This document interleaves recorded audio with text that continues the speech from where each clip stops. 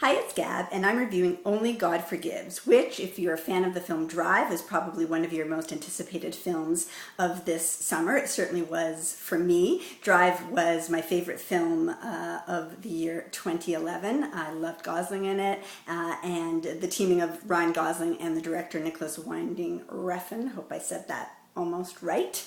And so this is their reteaming.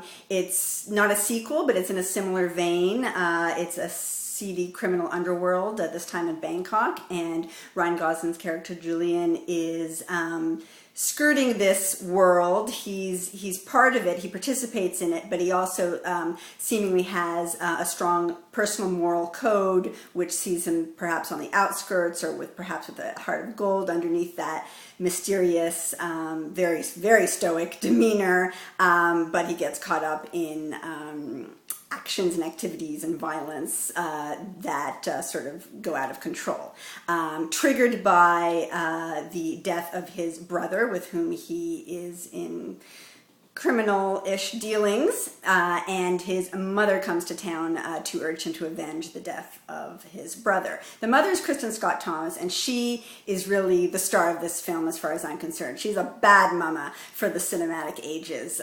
She's trouble, and she has her own motives, be them professional or psychological, combination of both. So the character of Julian is really a pawn of hers, and that's my disappointment with this story and or with Gosling's performance, is that he's not the anti-hero, the protagonist that I loved to root for in Drive, where he just electrifies the scenes. You feel his drive, his motivations, his moral code, and so the violence that ensues and his interactions with other characters he's the star of the show. He's a Batman. You want to see him kick ass, and that really drives the story. There's almost not even much story here, and because I wasn't really in tune with Julian's motives or his personality, his character at all, really, he's a pretty face. He's really broody, not many lines, many stylized shots, artistic, pretty shots, slow-mo,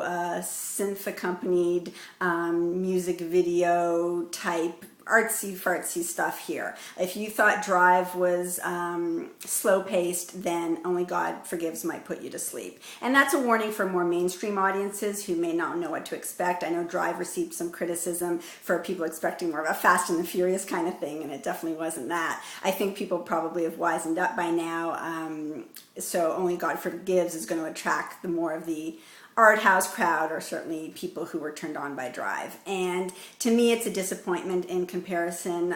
It didn't entertain me. It didn't stoke me the way Drive did. I don't have a strong desire to see it again anytime soon.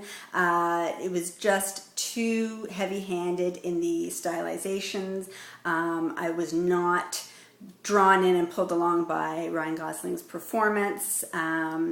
He's not the star, and it's not a movie in the sense of something where you leave feeling, wow, you experienced a story, an entertainment, a visual package, rather than an offering of, here are some interesting shots, here's some extreme violence, and here's Ryan Gosling in a package that doesn't deliver an overall feeling of satisfaction. So I was disappointed. Obviously, you can tell. Although there's some interesting things, there's some wonderful shots, which you can see best in the trailer, which is a compilation of all the beautiful aspects of the film. And performance-wise, Kristen Scott Thomas was a real treat in a very disturbing way. The violence is there if you like it, and yet not entertaining enough. It didn't, when the violence pops came, it felt like they were not gratuitous, but just, here you go, here's your violence, so that we can excuse the rest of this artistic endeavor, rather than as a whole, as I said.